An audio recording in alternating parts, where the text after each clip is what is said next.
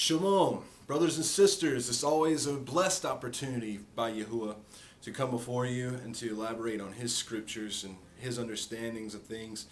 Today I want to give a talk on we're going to do a bit of a word study, and that's the primary purpose of this study. It's just to study out an ancient word and see how it was actually used in the context of Scripture. I want to first off say that many words in Scripture today have been abstracted a bit to mean something that they originally did not mean.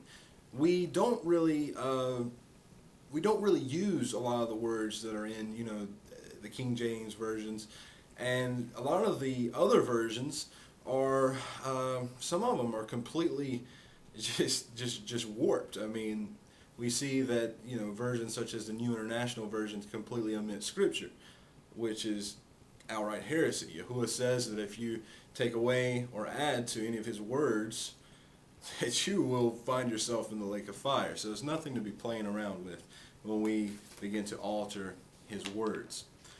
Now, what I want to present to you first, before I go into the study, I want to show you some of the resources that I use to help myself grow in the Word of Yahuwah. I personally enjoy the Scriptures version, 1998 version from the Institute of Scripture Research in South Africa. Very, very good translation. Includes the modern day Hebrew, if that's what, I guess that's what we're going to call it, to represent the Father's name, and the modern Hebrew to represent the Son's name, which is awesome because his name is not in most translations of English. So this is an awesome translation, and I recommend it. Also, I recommend to all truth seekers of Scripture to get yourself a complete Strong's Concordance. Strong's Concordance is an excellent work. I'm so thankful for Yahuwah that people before us have gone and paved the way and made the resources available for us today, such as the Strong's Concordance. If you don't know what a Strong's Concordance is, it is a study, and it is a compiled study of every single word in Scripture. It shows exactly how that word was used, how many times that word was used, in what Scriptures was that word used, what that word was translated from, what the original word meant, and it's got the Hebrew and it's got the Greek. So it's an awesome study tool. And if you don't have one, if you don't have the money, go online. There are free Strong's Concordance websites where you can do word searches. You can just type in the word and it'll show you all the words. It'll show you exactly how they appeared. And for those of you who really are going to go at this with all of your heart, soul, and mind, I suggest learning a bit of Hebrew. Get yourself an interlinear Scriptures version with English and Hebrew, and if you don't have the access to one, get online. They have them online. I've used a few online myself, and you just type it in, English and Hebrew, parallel Scriptures. You'll find that something's going to pop up, okay? And you can use this. You can use one of these, or you can use the online study tool, and you don't even have to really know Hebrew. Like if you look up a word in the Strong's Concordance and you see what it means, and it intrigues you, and you want to make sure and be certain that that word really appears in the ancient Hebrew, you can just go online. You can find one of these interlinear scriptures and compare the Strong's Concordance, what it says, to see if that word appears in the verse. So many ways you can use it. So there's not a whole lot of excuses for the ignorance of the Scripture these days. It's just man's lack of understanding and a lack of will to have understanding. We're a very lazy culture, very ignorant. We promote ignorance in this culture. So it is no surprise that the things of Yahuwah have been manipulated, twisted, and turned to mean things that they do not mean. And even his name is hated and not put within most Scriptures today, which is very, very sad. But praise Yahuwah, there are many faithful servants who are coming to the forefront in these latter days, restoring that name to its rightful place within Scripture. Okay, we're going to look at this word. The word is Gentile, which comes from the Hebrew word Goyim, okay? And we want to examine and see how it's used. And I want you to think for a moment. When's the last time, outside of the context of Scripture, have you heard a person use Gentile?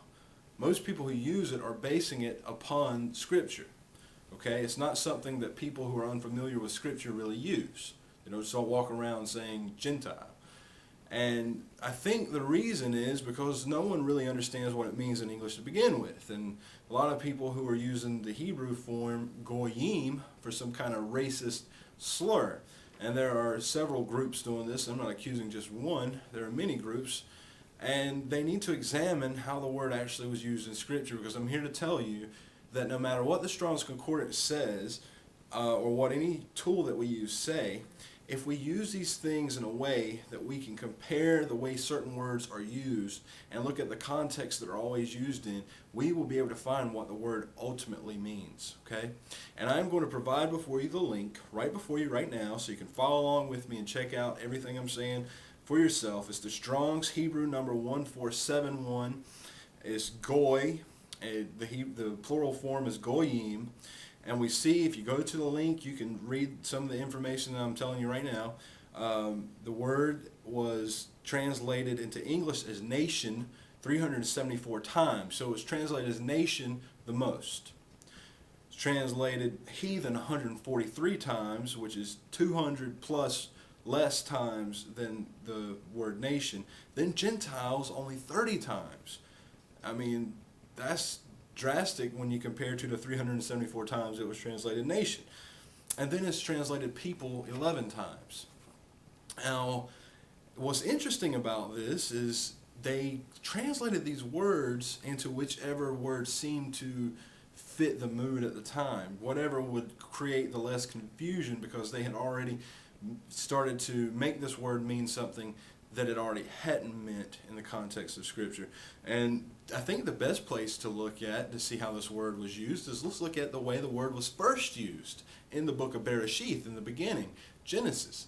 Check it out, Genesis chapter 10, verse 5. Again, this is on that link. You can look, you can see all the words. And when you go to that link, you can click on any of the little numbers, and it'll show you what each of those words mean and how they were translated.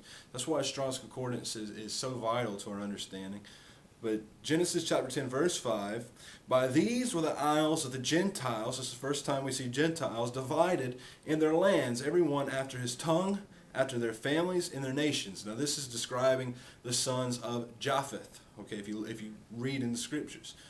So we see that it's first used Gentiles 1471, but hold on a second. That word nations, where it says that everyone after his tongue, after their families, in their nations, is also the word Goyim, is the Hebrew 1471. So they translated it Gentiles once and nations the second time. That creates a bit of confusion, I would say.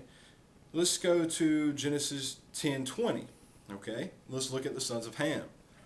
Now, these are the sons of Ham, after their families, after their tongues and their countries, in their nations. 1471, that is Goyim once again.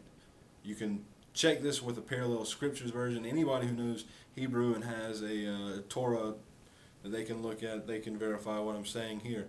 Genesis chapter 10, verse 31. This is the one that's really important, because you see, the placement of the word Gentile implies all other people except for Israel. Now, the way it's used in the New Testament, that is actually very true, okay? However, in the Old Testament, which is our purest form, because it was written in the Hebrew, and these people were Hebrews, they had Hebrew mindsets. The Greek language carries on a Greek mindset. These people were ancient Hebrews. They were very different from the Greeks, okay? So just so you understand.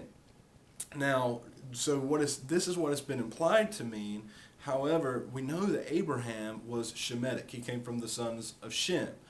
And we're going to see here, for all those who are saying that none of the Shemites are called Goyim, I'm going to show you right here in verse 31 of Genesis chapter 10.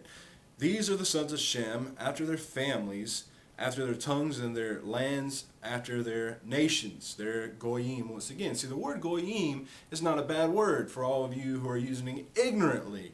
And friends and family, I'm being merciful here. I'm just wanting to point you and give you some reproof for those of you who are using ignorantly. I love all of you. I've heard it used ignorantly. And I just want to extend to everyone, this in love, that this is what this word means. This means nations. It was used for the Shemites. Okay, still not convinced? Let's go to the next verse. Genesis 10:32. These are the families of the sons of Noah, after their generations, in their nations, Goyim, 1471, and by these were the nations, 1471, divided in the earth after the flood.